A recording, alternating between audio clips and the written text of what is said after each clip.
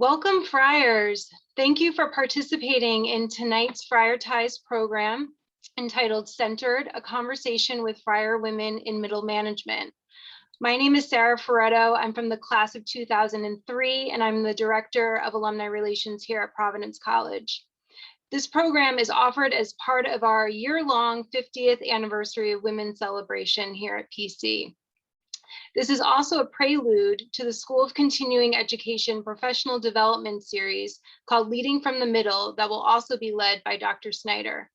As a middle manager myself, I'm excited to participate in that series as well.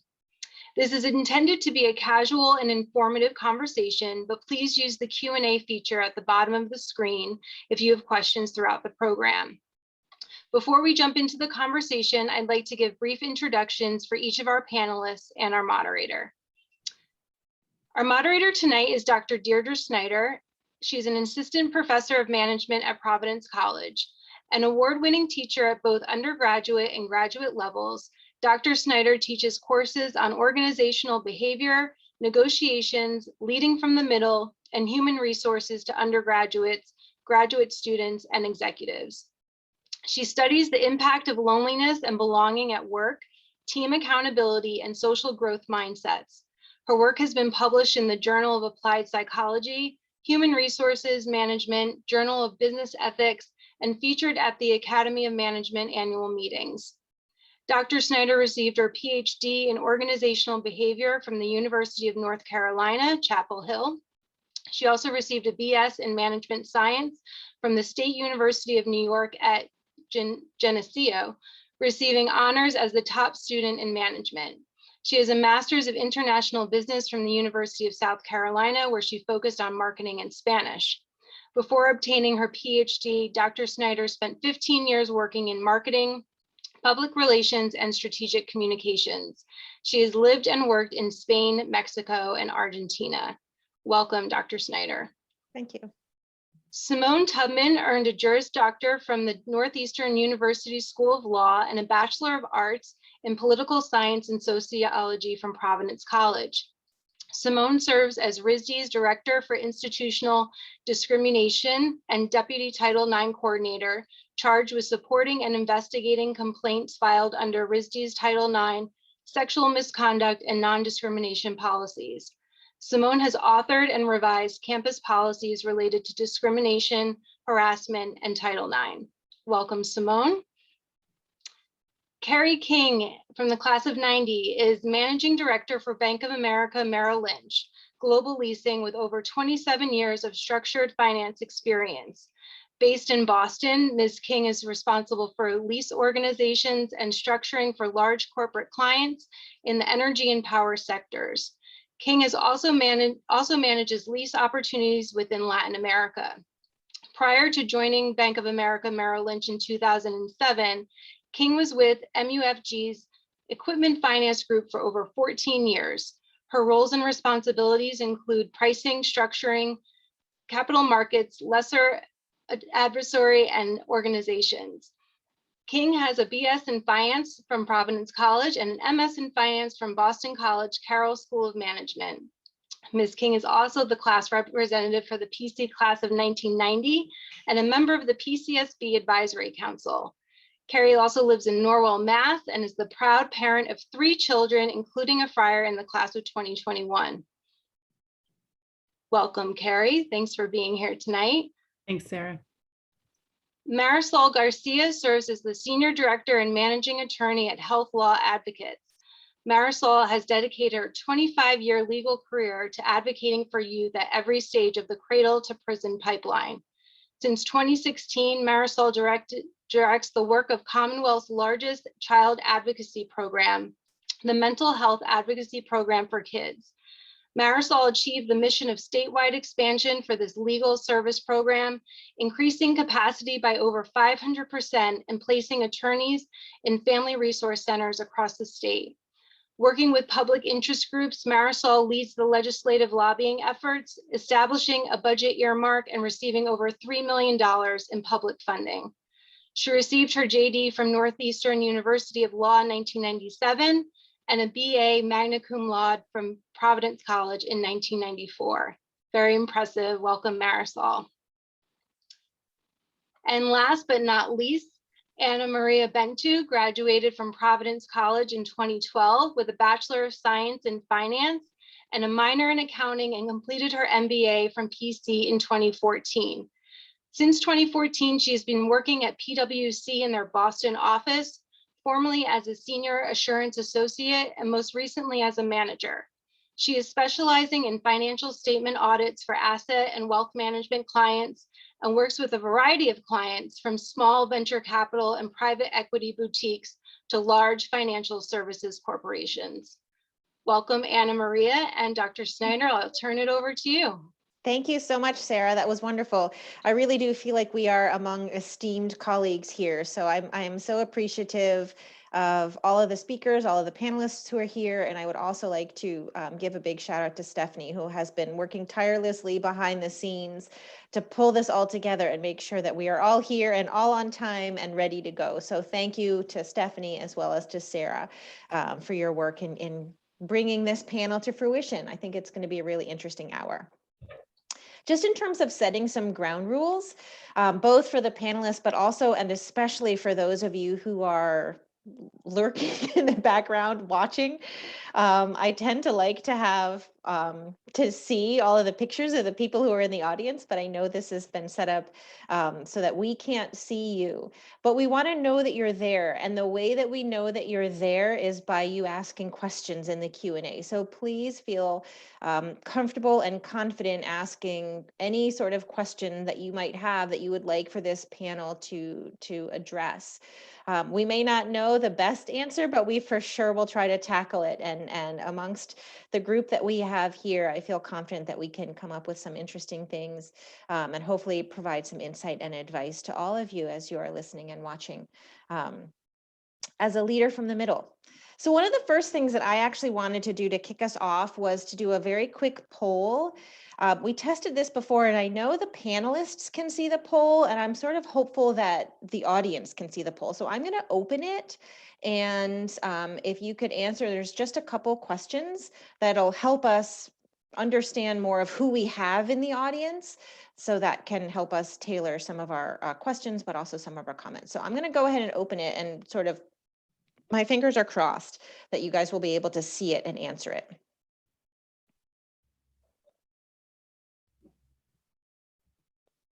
This is where I sort of wait because it's open. Let me try relaunching it. Okay. How's that? I can see it now. Okay, great. Mm-hmm. So at least my panelists panel. can see it. Yeah. But again, I think maybe my participants can't because I only have, it says 0 of 5 people. So I'm guessing that the other people, the participants can't see it. Okay, not a problem. Oh, well, now I have a couple people. Is it you guys that are answering? Who's answering this? It says host and panelists cannot vote. So okay, great. I'll give you guys a few more minutes to answer.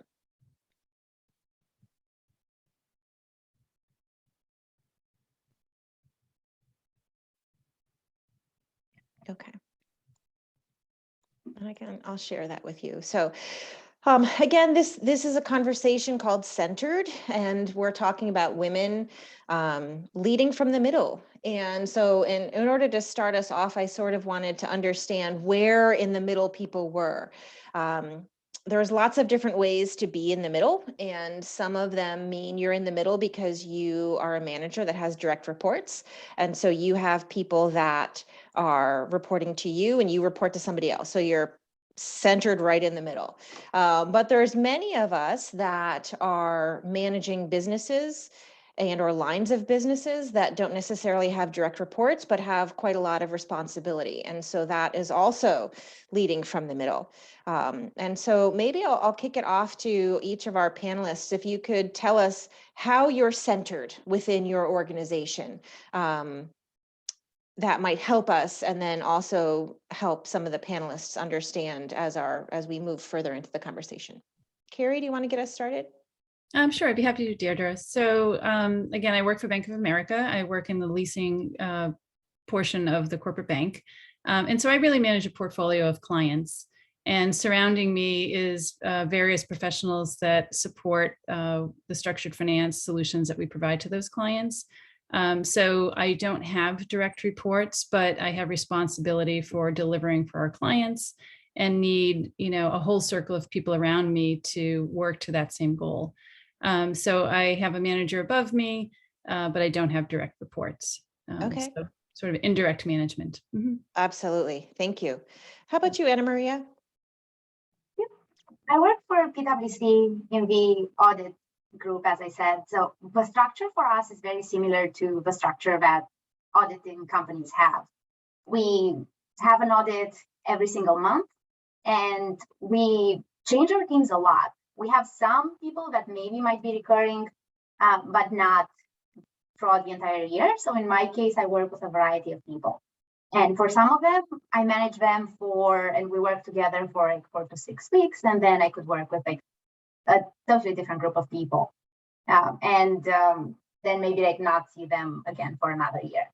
So it's a mix, a bit of like an indirect management as well, a little bit of direct management, but I'm not following the same group in the traditional sense of when I'm thinking of a manager, it's not a traditional role. Okay, absolutely. And how about my other panelists? Simone, how about you?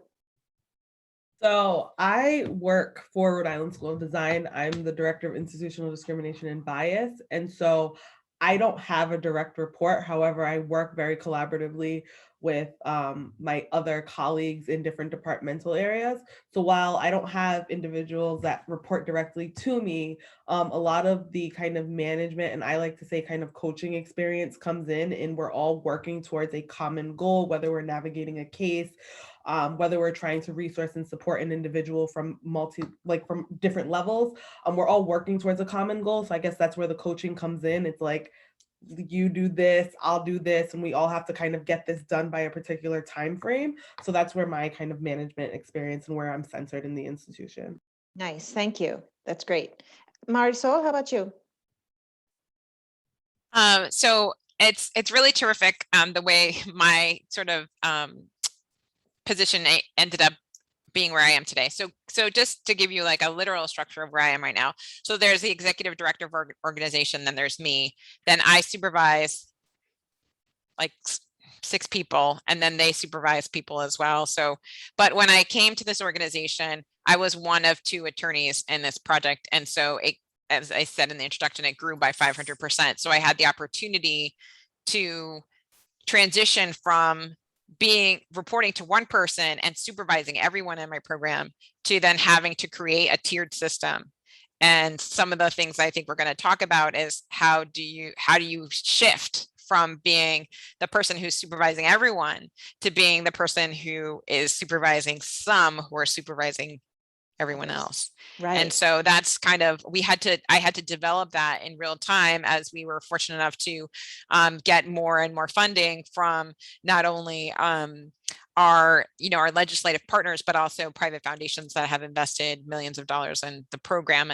And there's other things that I'm sure we'll talk about as we progress, but that's where I am. Absolutely. Fantastic. Thank you. And how about you, Sarah? Wrap us up. Sure. Quickly, I can share that I'm kind of in that more traditional structure where I do have 5 direct reports, and then I report to the assistant VP for alumni relations and annual giving, who then reports to the VP of institutional advancement. So we do have a few different layers. The 5 reports that I have, they are currently not managing others. So that's kind of the 4 different layers that we have. Fantastic. What I love about this group is that we have a really nice variety in terms of work experience and industry that we're in, and also level that we are within the whole sphere of management. So I would love to hear some advice from you guys in terms of how do you get your objectives across and or agreed to, given that you don't, for many of you, you don't necessarily have the carrot or the stick of having somebody specifically report to you. So Simone kicked us off with some great advice in terms of a coaching mentality. I think that's a fantastic way for us to sort of reimagine how we get stuff done. I'd love to hear from the rest of you guys about what advice do you have, both for those of us whose pictures we can see who are on the panel, but especially for the people who are in the audience. What kind of advice can you share about how do you effectively get other people on board to help you achieve your objectives? And I'll let anybody, so again, like we went, that first question, we went kind of around robin, around the table, but I would love for you guys to just jump in if you have something that you feel like you want to say, and for sure, you don't have to answer every single question. So just jump in where you feel it's most relevant for you. I think in my case, it's a mix. A lot of the people that start with PwC, they want to do well. They want to get the experience. They want to stay for a certain number of years. They want to be promoted early. And because of that, a lot of people are driven and ambitious, and they want to do well, and they want to receive great feedback. So they help you because of that, and because of a personality and the type of people that are hired.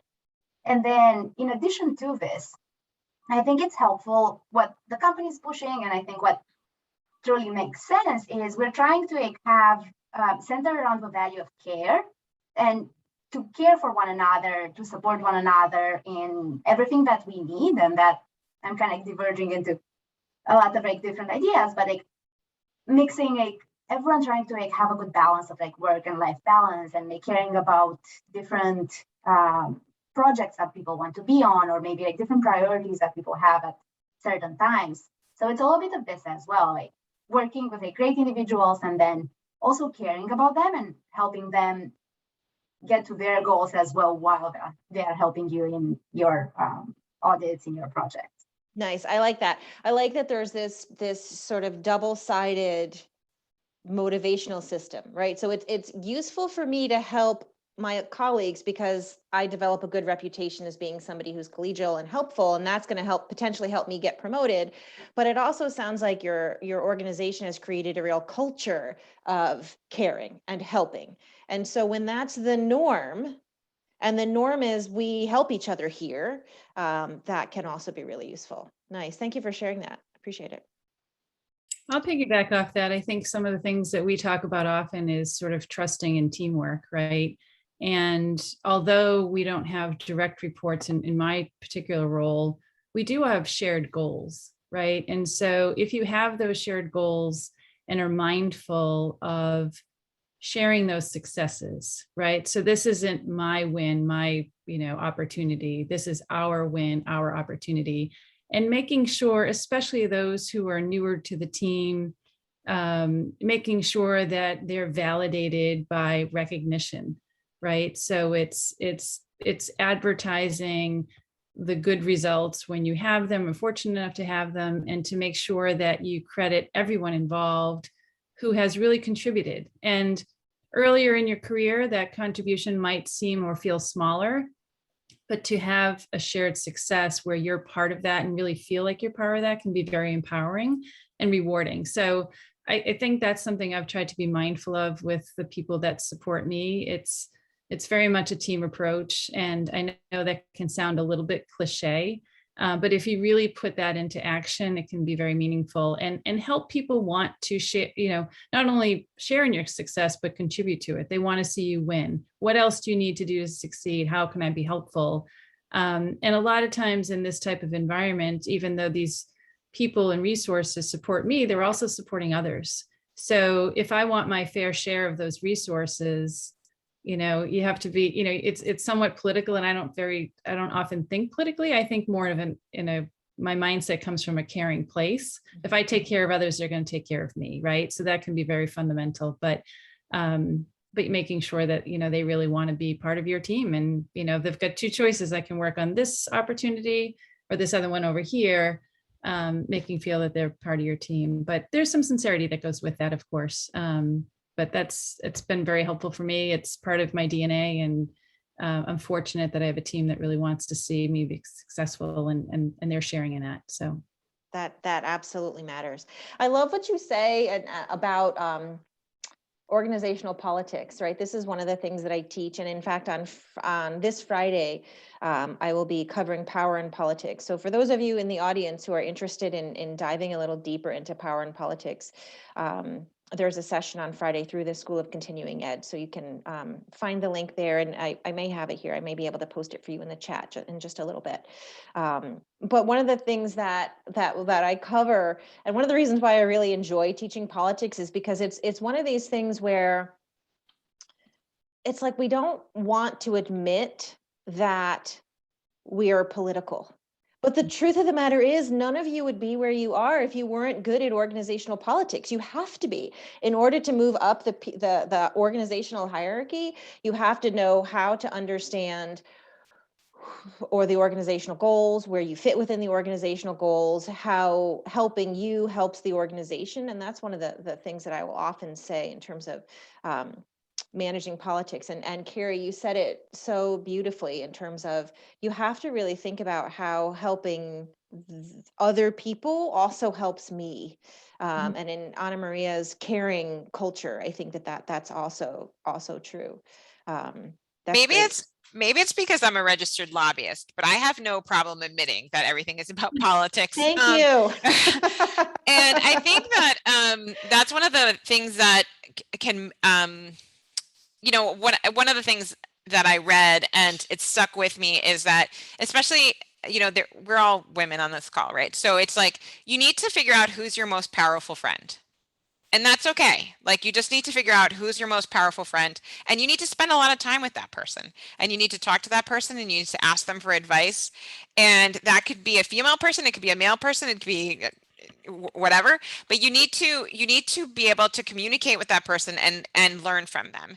And that's how you can move forward. And I've had this conversation with a lot of women, and it's just an interesting thing to think about, because that's how networking happens. Like, I'm a naturally extroverted person, so I don't have a hard time like making friends, whether it's at the State House or with funders or what have you.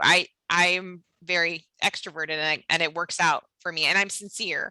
But there's another thing that they teach you in jury trial training. I was also a litigator before I came into this position, and it's like, if you believe, they believe, right? It's like, if you believe, they believe. And if you are enthusiastic and your organization and your or your corporation or whatever, what have you, wherever you're working, has a mission and you believe in that mission, your team will believe in that mission. And other people who you're trying to get on board will believe in that mission.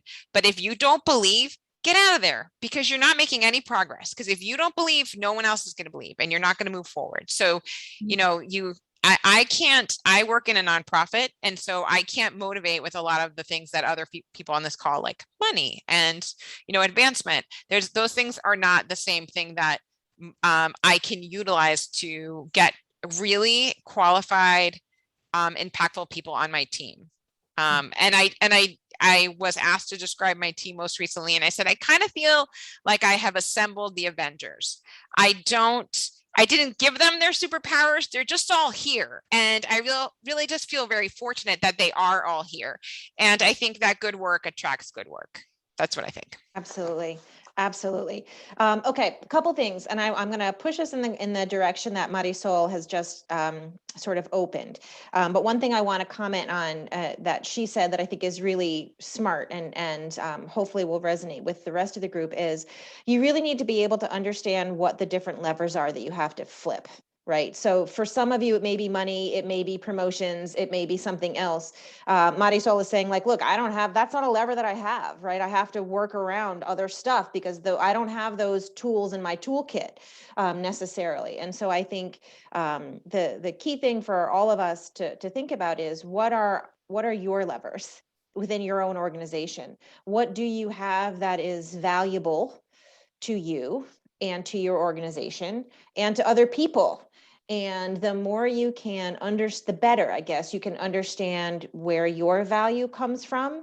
That will help you think about what are the levers that you have access to that you can potentially use that could help you influence other people.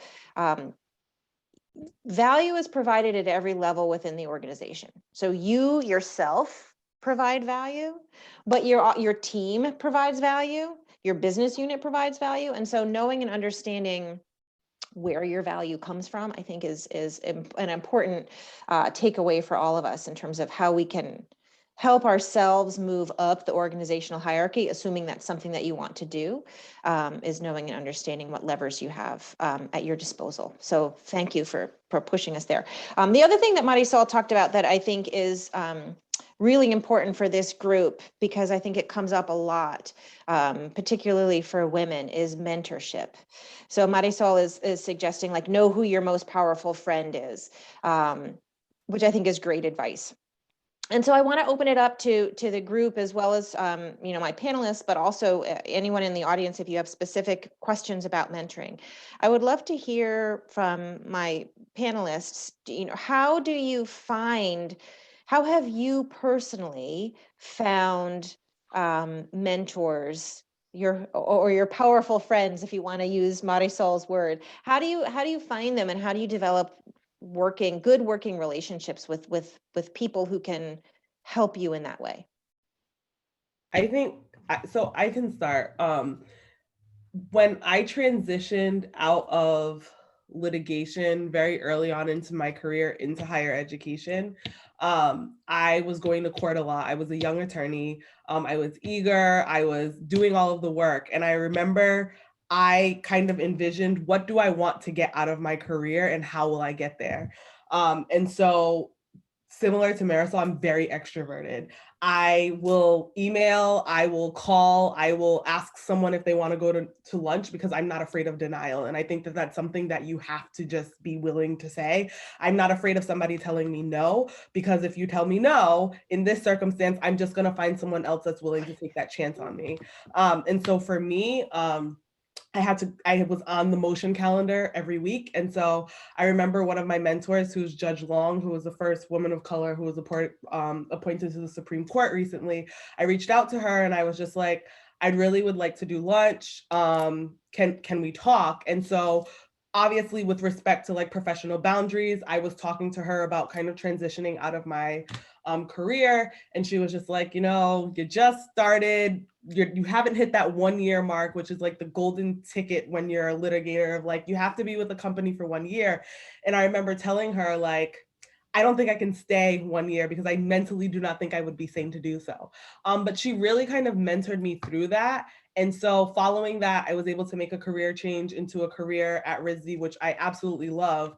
And she's remained my mentor through that. Fast forward to when she was entering kind of her judgeship, she kind of leaned on me as a mentee to assist her kind of in that process. And I was able to be there for her. So it's like, I would not be in that position. And I don't want to say that she would not be in that position, because she's very, very talented at what she does. But it's interesting to see how it's kind of like, you're there for me to be a mentor, but you also appreciate my role as mentee. And so when you're in a position for your mentee to be able to support you, the fact that you even thought of me to provide a letter of support and to be able to speak highly of you and your role and the impact that your mentorship has provided in my life was something that was really meaningful to me. But it's like, for me, it's finding mentors is just not being afraid of denial and just not being afraid of being told no. So that's what's worked for me.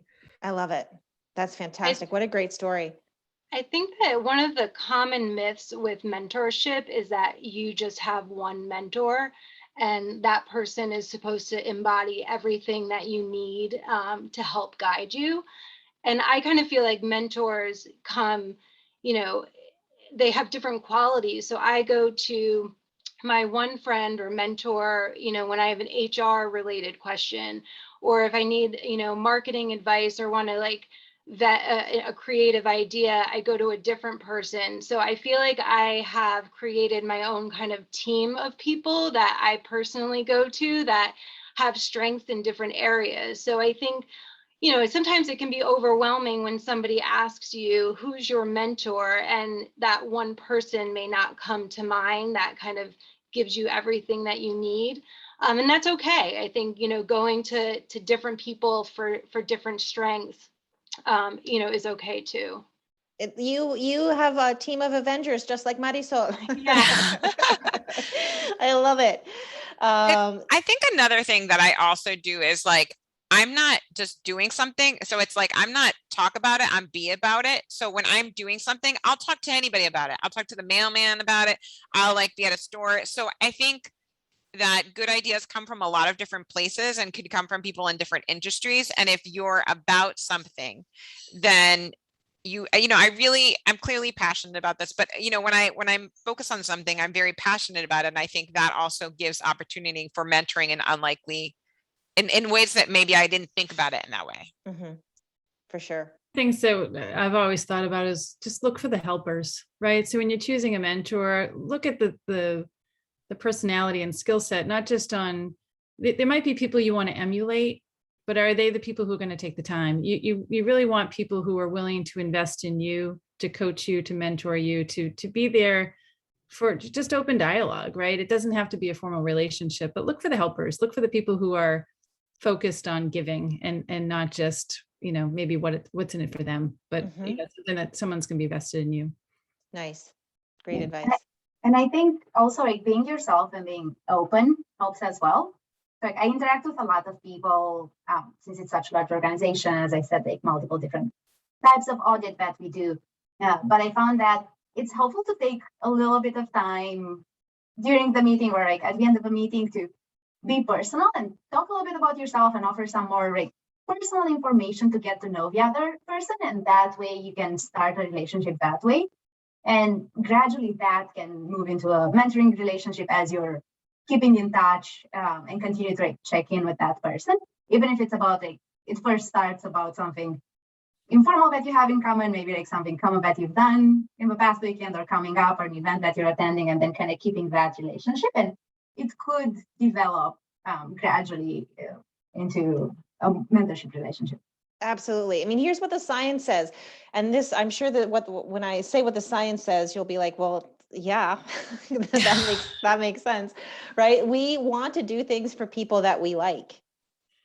Yeah. Right. Again, this is not rocket science here. This is just pure human psychology, that we're going to do things for people that we like. And so spending the 5 minutes, like Anna Maria is saying, just getting to know people at a little bit of a more personal level can really help you sow the seeds for future relationships. And I think one of the things I'll say too, because I did say the thing about your powerful friend, but I also feel that it's really important to be genuine to all the people, because you never know where on the rung they're going to be tomorrow. And I've learned this very, clearly in the state. I work a lot in the legislature. And so, one person's aide today could be another person's district representative tomorrow. And so it's something that happens. And I think because I try really hard to be a genuine person and to treat everybody the same, I think that has been fine for me. And I went back to the State House. So the person who, he wouldn't mind me telling this, but the person who I directly report to is our executive director, and he worked in the State House for many years. And I just started lobbying like a few years ago, and I go into the building, and pre-COVID, I was hugging people and touching people because I'm just like, and he was like dumbfounded. He was just like, how did you meet all these people? When I started with really only one friend in the building, but really it's also about, being friendly with all of the aides, with the secretary, with anyone who is in the building, because it's a very small community and people will help you if they like you and if you're kind to all of the people, not just some of the people. That is such great advice. Thank you. One of the other things that I want to point out is something that Simone mentioned. And so this is for everyone in the audience and my panelists, although it seems like I have a bunch of extroverts on my panel, so this probably isn't an issue for you. But what I love about Simone's story is, look, this is like as I'm understanding it. So Simone, if I'm getting your story wrong, please correct me. Right, like this is just a cold email or a cold phone call, like, hey, I'd like to get to know you. And I think oftentimes, especially with my undergrads and so and or my current MBA students, often them too. So anyone who's sort of starting out in their career. So those, my audience who's listening, if you're sort of on the junior side, oftentimes people will feel like they don't want to reach out. They don't want to make that call. They don't want to put themselves out there because they think, well, I'm going to be a bother, right? I don't want to, why would that person give me their 15 minutes or their 30 minutes? And what do I have to offer them? And I often say, look, I want you to imagine that tomorrow morning you go in and you're reading your email and you get an email from a stranger. And it's like, it's somebody who's a current PC undergrad or a current MBA student. And they say, I'm really interested in working at your company. This is a little bit of my background. I would love to have 15 or 20 minutes on a Zoom call, or, you know, if you're local, could we please meet? I'd love to pick your brain about how you got to where you are. Would you say yes to that? Like, Absolutely. Yeah. most of us are going to say yes, right? And so and like, would you also feel kind of good, right? Like, it'd be a little warm fuzzy in your, you know, your morning, with your morning Well, coffee. You'd be like, People oh, like, love talking about themselves. So yes. people I love think talking everyone- about themselves. People want to help. Again, back to human psychology. Like, we are communal people. And so for those of you in the audience who are reticent or reluctant to kind of reach out and to start pinging who you perceive to be random strangers, I would say, look, imagine if you yourself got that email and how you would feel if you got it. And so by the fact that you're not doing it, it's like you're robbing people of, you know, that like warm fuzzy with their coffee. And the other thing that Simone mentioned, which I think is brilliant, is you have no idea what value you provide to your mentor, and whether it's in the moment, right? So if you're thinking that you're taking up somebody's time and it's all going to be about you, and you know, they're just, you know, being so gracious to give you their 30 minutes, particularly if you're talking to somebody within your own company, often if you're at the junior levels, you're much closer to the customer or you're much closer to the problems than the people who are further up the chain, up the organizational hierarchy. You may, don't sell yourself short. You may well have really useful, good information that could help your potential mentor uncover a problem, and or because they're at a higher level, be able to help you see a solution that you might not have even known existed. So I would say to all of the audience, don't be shy, right? Make a carefully crafted email and or phone call, for sure, but don't not do it because you're worried they're going to say no. They might say no, but they might say yes. And you never know unless you ask. So I think it's really good advice that Simone brought up. Okay. I don't yet have any questions from our audience. So again, I just want to remind people that if you have specific questions that you'd like us to address, please put it in the Q&A. We're happy to steer the conversation in a way that you would like us to go. Deirdre, I have a question for you. Yeah, awesome. I know you have questions. So you were mentioning politics, how you like politics, and you have these various series coming up. What thoughts do you have about politics in the workplace? And is it any different for women than men? I know it's very broad, but it just sort of, how do you see politics being different for women than for men? Yeah, okay. I do think that it's different. And here's again some of the science that we know. So when you have a man who's asking for and or lobbying for something that helps him, for example, if he's assertive, then we look at that person and we're like, he's a leader, right? Like, I admire that. Like, he's standing up for himself. Look at what a go-getter he is. Whereas oftentimes when we have women who do the same thing, who are assertive and or show some amount of self-interest, oftentimes there's a social backlash against women for standing up for themselves and or being assertive, because they're seen as cold and less likable.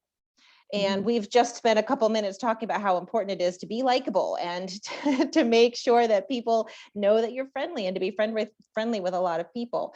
So oftentimes there is this double-edged sword for women, particularly when they are trying to assert themselves in a way that helps get their agenda across.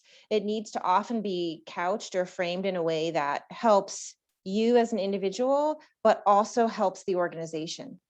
Right. So because we have this penalty almost for speaking up for ourselves, if we're seen as being too self-centered, it can come back to bite us in terms of people not liking us. And people who are liked get promoted, and people who are liked get better clients and better projects.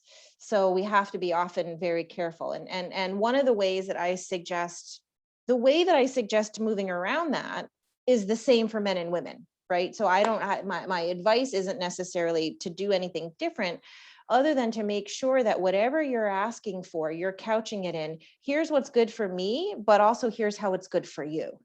And or here's how it's good for the organization. So it's not just about me being self-centered, but here's how helping me actually helps you, right? This is something that I talk about quite a lot in my negotiations courses, which is, look, we have to sort of shed this idea that resources are distributive. Sometimes they are, right? Distributive meaning, $1 extra for you means less for me. And so I don't like that if we're squabbling over a budget. It's a fixed budget and we can only separate it in so many different ways.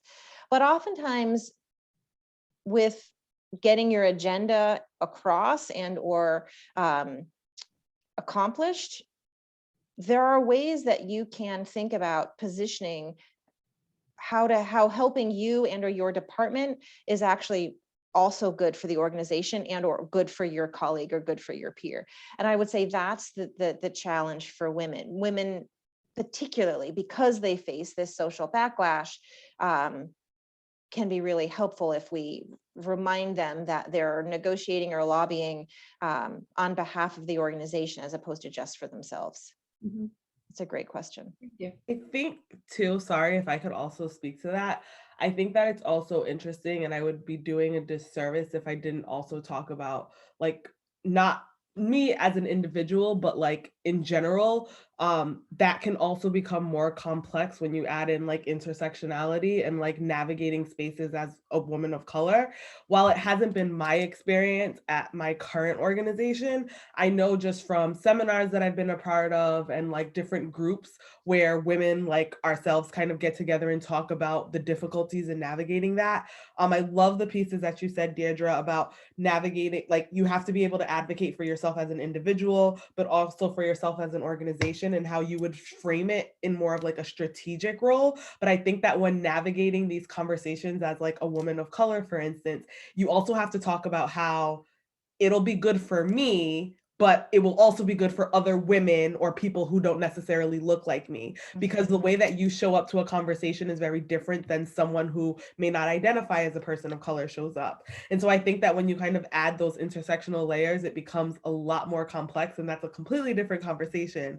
But I think that it's also important to kind of acknowledge that it's like in different frameworks and in different spaces that certain individuals, just by way of how they identify, have an additional burden of, hey, I also need to kind of reshape this or be more politically correct in how I'm presenting it because of a identifier that I cannot change. So Thank you, Simone, for mentioning that. So important. Nice. Other comments or questions? Go for it. Actually, a question has come through the Q&A. It says, along the same topic of women and standing up for ourselves in the workplace, can you talk a little bit about women being called emotional in the workplace and how to reframe that in a positive light? So I'd be interested in hearing from the panelists too, in terms of how they manage and or deal with emotions. My best advice is be authentic. And if that means that you're angry, then go ahead and be angry and let people know, I'm upset about this. I mean, you can't scream and shout at people, right? Like every conversation has to be couched in a way. There's at least two parties in every conversation. And whatever it is that you're saying, it needs to be said in a way that can be heard. So if I'm angry and I'm screaming at you, right? The person that I'm talking to is going to back up and their ears turn off, right? They can't hear me. So you have to be able to use your emotions authentically, but also frame it in a way that allows people to hear your message. So if you're upset or if you're disappointed or if, whatever, fill in the blank of whatever emotion you're feeling, I think it's important, number one, for your own mental health and well-being to honor that. Right? If you're upset, like you're upset and you have every right to be upset. But the challenge then for you is going to be to think about, okay, number one, I'm upset. Like maybe this, I'm angry or whatever the case may be.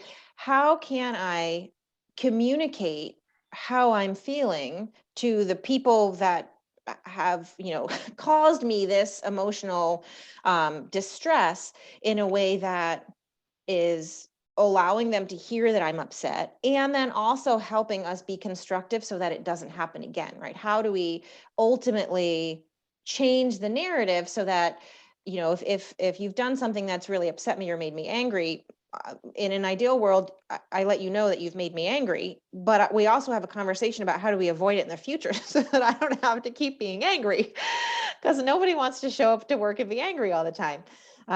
So I don't know that I've answered that question necessarily as specifically as the person would have liked me to have, but I want to talk about politics here. awesome. I am always keeping score. Like when I have an emotional response to something, I figure out what its value is to me. If like it's a small irritation, I'm not bringing it up. If it's a big deal, I'm bringing it up, because every time you do that, it's a chit and you have to know you're spending it. So you need to figure out if you're going to be the person who is going to use that in a calculated way, or if you're just going to fly off the handle, because there is a backlash. Look, we're not in an ideal world. So just figure out how much you want it. Yeah. And then people will take you seriously, because when you step to them and you're like, I'm really upset about this, they'll be like, damn, she's not upset all the time. But if you're, I talked to a young woman who was a new lawyer, and she was bringing up a lot of legitimate concerns, but she was bringing up a lot of legitimate concerns. And so she didn't get the responses that she was looking for. And I was trying to say to her, you need to think about it when you do that. And so I felt bad, because I don't think that we communicated about that in a way that I wanted us to, because I wanted her to understand that I saw the same things that she saw, but she wasn't being calculated about bringing them up. Mm-hmm. Nice. Thank you, people, for nodding. And I Yeah. think, like, to piggyback off that, it's like something that I've learned is that there's a time and a place for everything. And honestly, it's like, if it's a person that is irritating you or they're doing something, like, while you would wish in an ideal world that they would never do it again, they're going to do it again. And so that situation may represent itself where this might not be the appropriate time, because it's like, maybe I've kind of gone through the checklist of 3 things that I wanted to bring up, and it may not resonate, or people may not hear what I'm saying, but the next time that they do it, that's a different opportunity. And I will also, to kind of bring it back to like the mentorship question that we had, there's frustrating things that happen in the workplace all the time. You have your people at work that you can trust. And I say that with caution, because again, people that you can trust. They are people that you work with, that you have a working relationship with. And there's also people that you work with where you have a working and personal relationship, and that's really for you to gauge. But it's like, if there's something that is causing an emotional response, it's like knowing that you can lean on that mentor or that colleague that you've developed that interpersonal relationship with, just to be able to vent. They might be able to provide you with a different perspective that either kind of calms you down and says, hey, next time this represents itself, or this is what I would recommend you do, or whatever the case may be, or here's how you can approach it. Or I've also had an interaction with that person and they were a complete jerk, and it's just that place of comfort, and it's like, phew, it's not just me. So again, knowing that you don't have to always go through things by yourself, I think is like really good. But again, if you don't open up and establish those relationships, sometimes you're never going to get that. So important. Just to add on to what Simone's saying, I think one of the responsibilities as a manager is to promote open and honest communication. And I think that a lot of times an emotional response comes a lot of times kind of as a culminating moment if that communication hasn't taken place. So I know that that was something that my team wanted to work on this past year. So that was a goal of ours, to practice open and honest communication. And we had checkpoints throughout the year to kind of touch base. And we had, different strategies as to how we were going to improve it. But also by you yourself as the manager kind of modeling the way with that too, and handling yourself, the best that you can when there are difficult conversations. The people that you're supervising are watching you and learning from you as well. So I just think that that's really important to encourage that amongst your employees, to be able to, there are going to be disagreements or conflicting perspectives, and learning, and it takes practice too, right? Nobody likes having a difficult conversation. But the more that you do it, it becomes a lot easier to have those conversations, and it might then lessen those emotional responses. For sure. Nice. Yeah, well, I like everything that you guys are saying. And one of the things I want to pull out just to highlight is something that Marisol said, which is, and I'm paraphrasing, but you don't care about everything equally.